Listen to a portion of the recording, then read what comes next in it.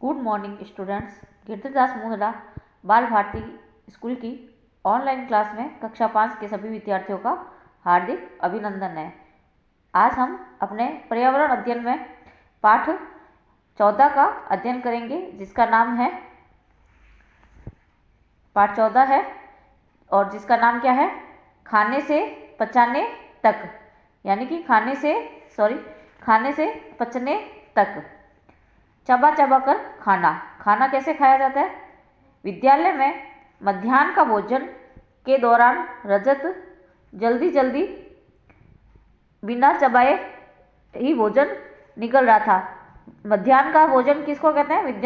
मध्याह्न का भोजन कहते हैं अपने जो लंच ब्रेक होता है उसको कहते हैं। इंटरवल का जो खाना होता है उसको मध्याह्न का भोजन कहते हैं।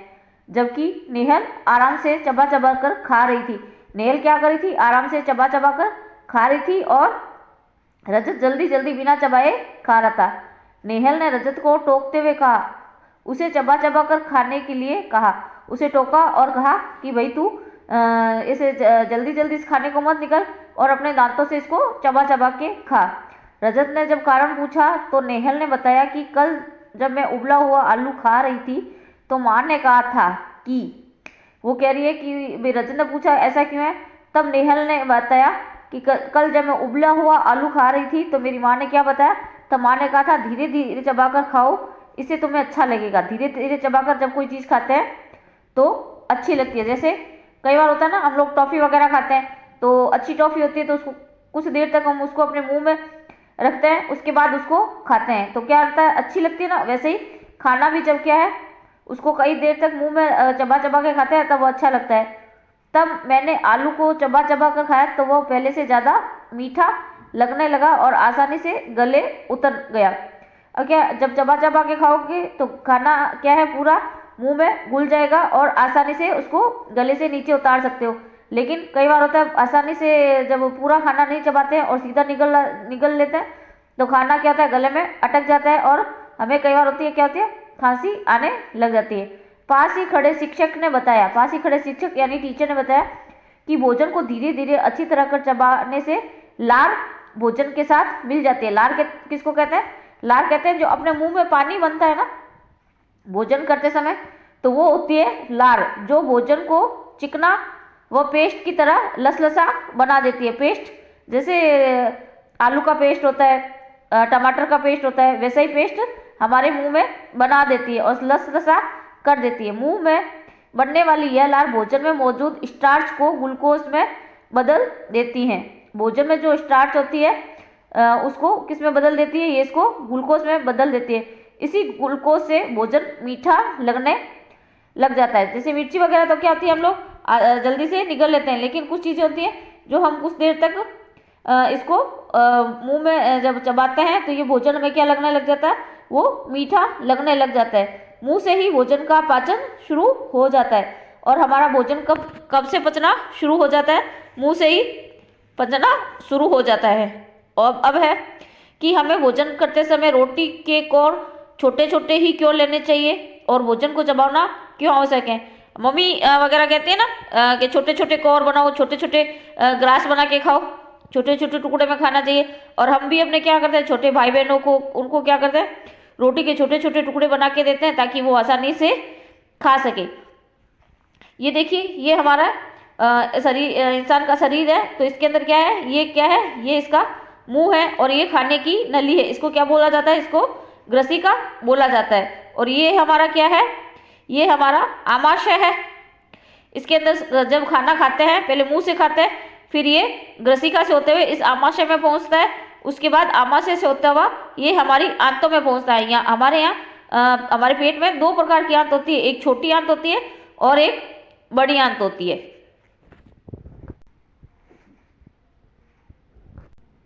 खाने में आयरन किसको बोलते हैं? आयरन बोलते हैं लोह तत्व। खाने में जो लोह तत्व होते हैं उसको बोला जाता है खाने में आयरन। एक दिन कक्षा में शिक्षक पढ़ा रहे थे, मीरा का मन नहीं लग रहा था, उसे कमजोरी महसूस हो रही थी, उसको सांस लेने में परेशानी हो रही थी। एक बार क्या हुआ कि टीचर क्लास में पढ़ा रहे थे तो मीरा का पढ़ाई में मन भी नहीं लग रहा था और उसको कमजोरी सी महसूस हो रही थी और उसको सांस लेने में भी दिक्कत होने लग गई। बार बार होठों पर जीभ फिरा रही थी, अपने जो जीभ थी वो अपने बार बार अपने होठों पर फिरा रही थी। मीरा को ऐसा करते देख शिक्षक उसके पास गए, वो उसे उसके स्वास्थ्य के बारे में बातचीत की। मीरा बार बार जब ऐसा करी थी तो जो उनके टीचर थे वो उनके पास गए।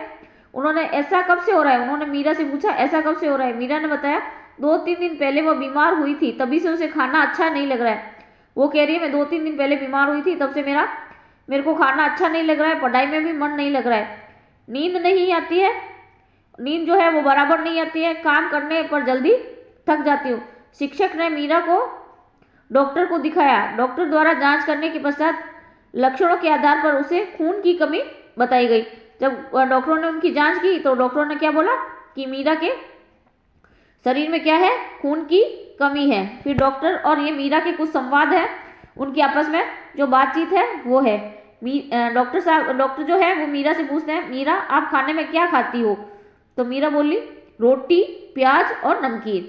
डॉक्टर साहब फिर पूछ रहे हैं कि हरी सब्जी, खजूर, चने आदि नहीं खाते? तो मीरा कहती है नहीं डॉक्टर साहब, आपके शरीर में आयरन की कमी हो गई है। तो अब डॉक्टर क्या कह रहे हैं, आपके शरीर में आयरन की कमी हो गई है, भोजन में हरी सब्जियों, फल, गाजर, अनार आदि लो।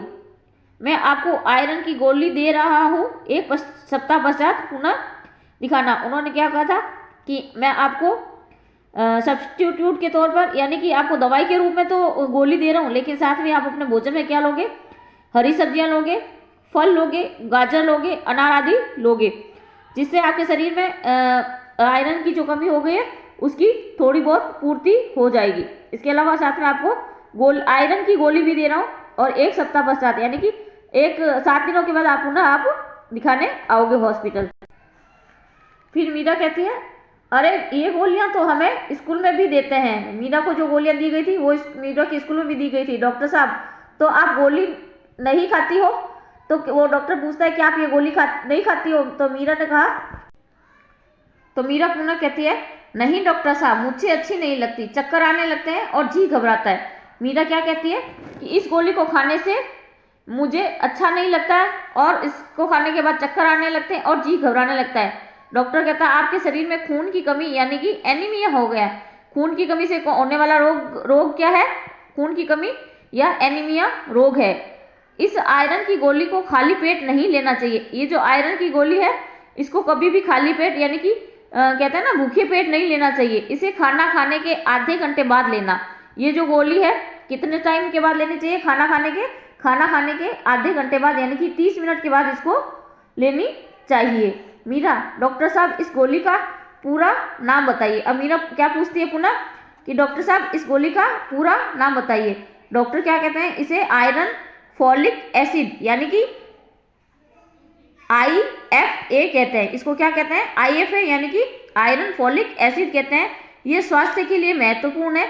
ये हमारे शरीर में खून बढ़ाने में मदद करती है। ये हमारे शरीर में खून बनाने में काफ़ी गोली है जो वो मदद करती है। अब डॉक्टर साहब क्या कहते हैं, मीरा क्या कहती है, अच्छा तभी हमें विद्यालय में हर सप्ताह इसे खाने के लिए देते हैं, लेकिन मैं नहीं खाती थी, आगे से खाया करूंगी। मीरा कहती है हमें ये स्कूल में दी तो जाती थी, लेकिन हर सप्ताह दी जाती थी, लेकिन मैं इसको नहीं खाती थी, लेकिन आगे से जब भी ये स्कूल में हमें गोली दी जाएगी मैं इसको जरूर खाया करूंगी। डॉक्टर साहब गोली के साथ साथ खाने पर भी ध्यान देना होगा।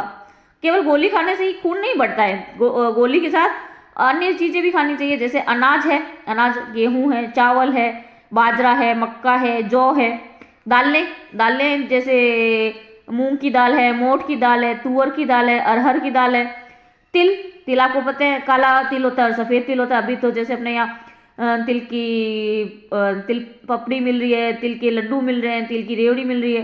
साथ ही हरी पत्तेदार सब्जियाँ पालक है, बथुआ है, मेथी है, ये हो गई हरी पत्तेदार सब्जियां। अखरोट, बादाम, अमरूद, मौसमी, पिंड खजूर, दाख कहते हैं अंगूर को जो सुखा के किशमिश बनाई जाती है। किशमिश छोटी होती है और दाख थोड़ी बड़ी होती है। फिर मछली है, लीवर आदि में आयरन अधिक होता है, इसे भोजन में शामिल करो। इनको क्या है, भोजन में शामिल करो, जिससे आयरन की कमी दूर हो जाएगी। इससे ये गोली भी नहीं खानी पड़ेगी। अगर खाने में ये इतने मुख्य पोषक जो तत्वों से भरे खाने होते हैं, अगर इनमें से हम कुछ मात्रा में इनको लेना तो हमारे शरीर में आयरन की कभी कमी नहीं होती। अब क्या है, सोचिए और बताइए कि मीरा को कमजोरी क्यों महसूस हो रही थी? क्योंकि मीरा के शरीर में खून की कमी थी। और खून की कमी क्यों थी? क्योंकि मीरा हरी सब पत्तेदार सब्जियां हैं, अनाज है, दालें हैं, इन सब को बहुत कम मात्रा में खाती थी। मीरा जैसी बीमारी के लक्षण किस किस साथी में देखे गए हैं? आपने कभी इस प्रकार के लक्षण अपने किन्हीं दोस्तों में देखे हैं क्या? शरीर में आयरन की कमी ना हो इसके लिए हमें क्या करना चाहिए? शरीर में आयरन की कमी नहीं होना हो इसके लिए हमें अनाज खाने चाहिए, दाल खाने चाहिए, तिल खाने चाहिए, हरी पत्तेदार सब्जियां हैं, मौसमी फल है, अखरोट है, बादाम है और पिंड खजूर है, ये सब खाने चाहिए। इसको हमारे भोजन में खून की कमी नहीं होगी और ना ही आयरन की कमी होगी। अब है खाद्य समूह और खाद्य पिरामिड। खाद्य समूह कहते हैं जो खाने का समूह होता है उसको, और खाद्य पिरामिड होता है एक त्रिकोण आकार का इस प्रकार का एक स्तंभ बना होता है, उसको बोला जाता है पिरामिड। हम भोजन में बहुत सी चीजें खाते हैं, आपको पता ही है कि हम भोजन में कितनी सारी चीजें खाते हैं। यहाँ कुछ की सूची दी जा रही है: मछली, चने की दाल, मूंग की दाल, चावल, दलिया, बैंगन, दूध, दही, मटर, गाजर, आम, पपीता, सेव, पालक, भिंडी, पोहा, करेला, लौकी, पनीर, छाछ, मावा, अंडे, मांस, मछली, रोटी, ब्रेड आदि। आप चाहें तो इनमें और भी खाने की चीजें जोड़ सकते हैं। ये हमारा क्या हो गया? ये हमारा खाद्य समूह बन गया। ये हमारा क्या हो गया कि खाद्य समूह हो गया। हम क्या क्या चीज खाते हैं? मक्की खाते हैं, चने की दाल खाते हैं, मूंग की दाल खाते हैं, चावल खाते हैं, दलिया आम भाषा में जिसको क्या बोला जाता है, जो जिससे लापसी वगैरह बनती है ना, बाट बोला जाता है इसको, दलिये को, या खिचड़ी बोल लो, लेकिन आमतौर पर अपने यहाँ दलिये का मतलब सीधा सीधा निकलता है बाट। और बैंगन की सब्जी होती है, दूध, दही, मटर, गाजर, आम, पपीता, सेव, पालक, भिंडी, पोहा आपको पता ही है, करेला, लौकी, पनीर, छाछ, मावा, अंडे, मांस, मछली, रोटी, ब्रेड आदि। ये सब आप इनके अलावा भी आप इनमें अपने खाद्य समूह में और जो चीजें आप लोग खाते हो वो जोड़ सकते।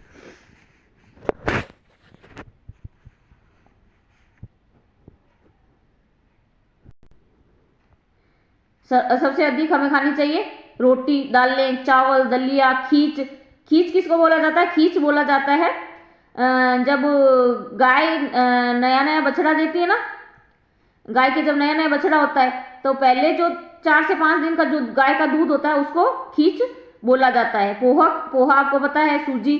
और उसके बाद है खूब खाना चाहिए इसको, सर्वाधिक तो ये हो गया। उसके बाद खूब खाना चाहिए पालक, गोभी, टमाटर, आलू, गाजर, आलू आदि, ये भी खूब खाना चाहिए। सेव, केला, अंगूर, पपीता, नारंगी आदि, ये भी खूब खाना चाहिए। और हमें सीमित मात्रा में खाना चाहिए, यानी कि मतलब खाना तो चाहिए लेकिन लिमिटेड रूप में खाना चाहिए। दूध, दही, छाछ, पनीर, मक्खन आदि, ये क्या है? हमें लिमिटेड मात्रा में ही खानी चाहिए। इसके अलावा मांस, मछली, मूंगफली आदि, ये भी क्या है? लिमिटेड मात्रा में भी खानी चाहिए। मूंगफली खाते हैं तो मम्मी वगैरह बोलती है ना कि भाई इसको ना लिमिट में खाओ वरना ये मूंगफली नुकसान कर जाएगी। और घी, तेल और मीठा भोजन क्या होता है? वो बिल्कुल कम खाओ। ये तो डॉक्टर भी कहते हैं कि तेल कम खाओ, चिकनाई कम खाओ, खाने में मीठा कम खाया करो, इससे क्या होता है? फैट बढ़ता है।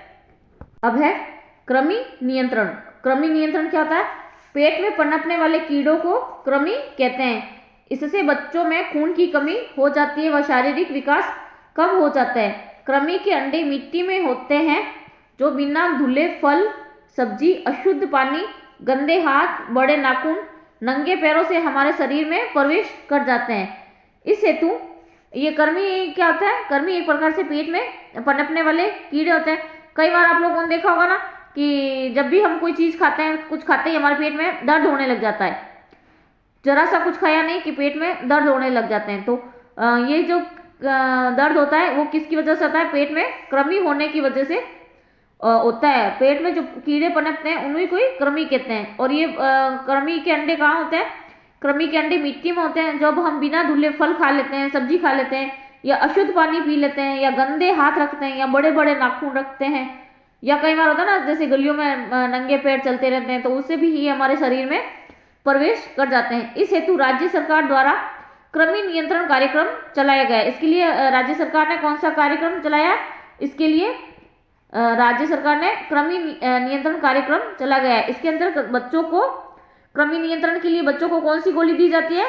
एल्बेडाजोल नाम की एक गोली दी जाती है। इस गोली का क्या नाम है? थोड़ा टफ तो है लेकिन फिर भी एल्बेडाजोल नाम की गोली दी जाती है, जिससे कृमि को नियंत्रण करने में मदद मिलती है।